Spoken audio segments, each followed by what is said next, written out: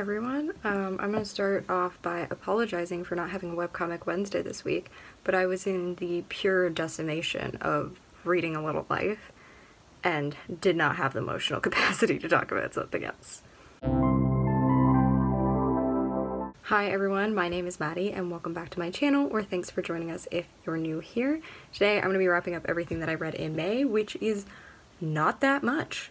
I'm behind on my reading challenge and I was really struggling to get back into reading this month, so I'll talk a little bit about that as I kind of go through the books, but it's probably going to be a short one this month. So the first book that I read this month is Overdose, which is Hope and Heartbreak in Canada's Opioid Crisis. It's written by a Canadian lawyer and kind of his process of coming to understand what's going on in the opioid crisis in Canada and unlearn some of those biases and false truths that he's been told.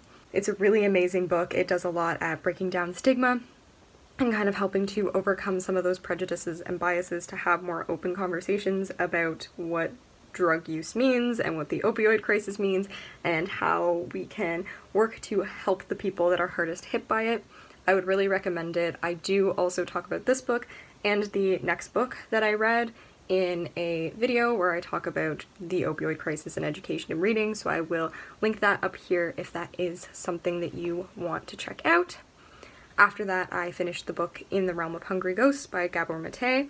He is a Canadian doctor and he writes about kind of understanding addiction from more of like a medicalized perspective, I guess, in some ways. So understanding addiction like as a disease and a chronic illness and where that comes from, and understanding that a lot of the time it's trauma environmental factors and not always those like biological factors like that addiction gene that people think of. Also an amazing read. These were two of the books I read for my opioid crisis class and I absolutely loved both of them.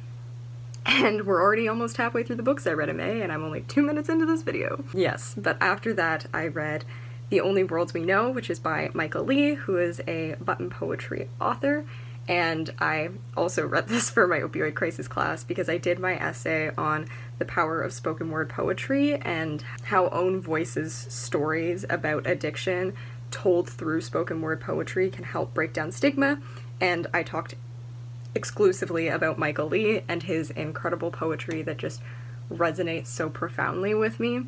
I really miss reading poetry, but I also struggle with trying to find some sort of balance in the way that I read it, because like obviously I don't feel like you can read it all in one sitting and completely appreciate everything that the person is doing. So a lot of these poems I was familiar with because I have been watching so many videos of his performance, so in that way it was a little bit easier to try and like process them on the page because I also had his voice in my head when I was reading it.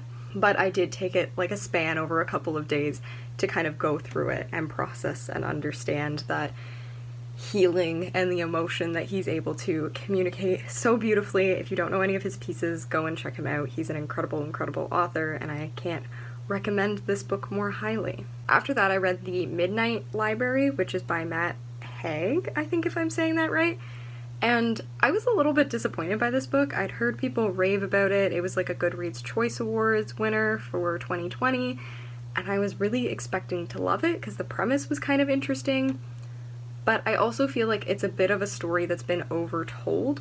So for those of you who don't know, it essentially follows this character who ends up in this library that's between life and death, and every book on the shelf has kind of a different, what would have happened if she had made a different decision in her life. So I feel like, as much as I can understand how it could be really healing for people, and it does have a good message in terms of like mental illness and learning to come to terms with the fact that it doesn't really matter what paths you make, like sometimes things are just going to be really hard and you have to learn how to best grapple with that. It did feel a little, I guess, exhaustive in some way. Like when I was reading it I was like, okay, I know exactly what all the paths we're going to go through here, and then I could already kind of tell what the resolution was that she was going to come through. I also wasn't really blown away by the writing, so I ended up kind of giving it 3 stars because it's not a bad book. It does have a good message, but I'm still gonna stick with my It's a Wonderful Life as I think my favorite story of like, what would the world look like if you didn't exist, essentially, even though this book is more about making different choices. But yeah, I wasn't blown away by it, and this was at a point where I finished those 3 first books at the beginning of the month of May, and then I was kind of in this rut where I hadn't read in so long because I was so exhausted from all the reading and essay writing that I was doing to finish up for my schooling. And I really wanted to get back into reading, and I still struggled to pull myself through this book, even though it was a fairly short book. So after that I was like, alright, I need something, like a book that I'm just going to devour, that I'm going to love, that's just going to get me back in the headspace of reading. And I kind of went through everything I have on my shelf. Nothing was really jumping out at me. My friend that I live with has a bunch of books that he said that I could borrow, so I went downstairs to check out his room, and he has A Little Life, which is by Hannah Yagnahara, I believe, if I'm saying that right. I did look it up how to say it. And I was like, okay, this book is 800 pages, might be a little ambitious for me to try and get done by the end of the month, because I think it was the 26th of April by that point, but I was like, I've heard such good things about it, as much as I've heard it's also traumatizing and really upsetting, so I decided to check that out. And I did devour it. I did fall in love with the characters. I do have to say the strength of that novel is those characters feel so real, which is also what makes it so difficult to read about, all the trauma and the difficult things that they're going through, because they feel like actual human beings. When I was working on it one day, or I was reading one day while I was working, I had to actually stop and go and do some of the things I needed to get done because I was so, like, viscerally angry. I did put together a reading vlog for that, so that will be coming out either tomorrow or the next day, I think. I have a bunch of videos that I have to put together now that I have processed the emotional roller coaster that was A Little Life. I am going to say, if you want to read that book, don't take it lightly. I've definitely had to take a few days to emotionally recover because I was such a wreck from some of the content of that book.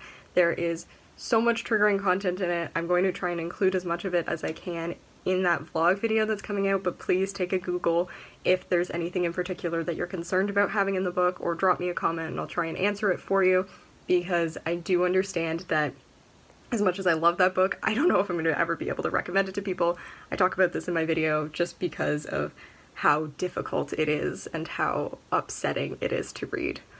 But I did really devour it and love it, so I guess it accomplished what I wanted it to. I'm not sure what I'm going to be reading for May. I am going to be participating in with Cindy's Asian readathon, so I'm going to have a video coming out about the books that I picked for that. But in the meantime, I did have Shadow and Bone come in from my library, and my roommate has been very upset that I want to read the book before watching the show with them, so I'm going to try and get through as much of the Grishaverse as I can so that we can watch that show together, and I feel like that will also be, I'm hoping, fingers crossed, a light break after A Little Life. So yeah, lots of content coming your way. Sorry I went a little AWOL. Emotions. Books do that to you. Wild. Who knew? In the meantime, if you have comments, feedback, other things you'd like to see on my channel, please feel free to drop me a comment down below. I know we got some new subscribers around here, so that's super exciting.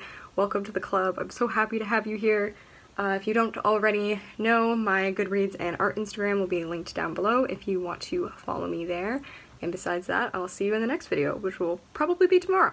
So until then, stay kind.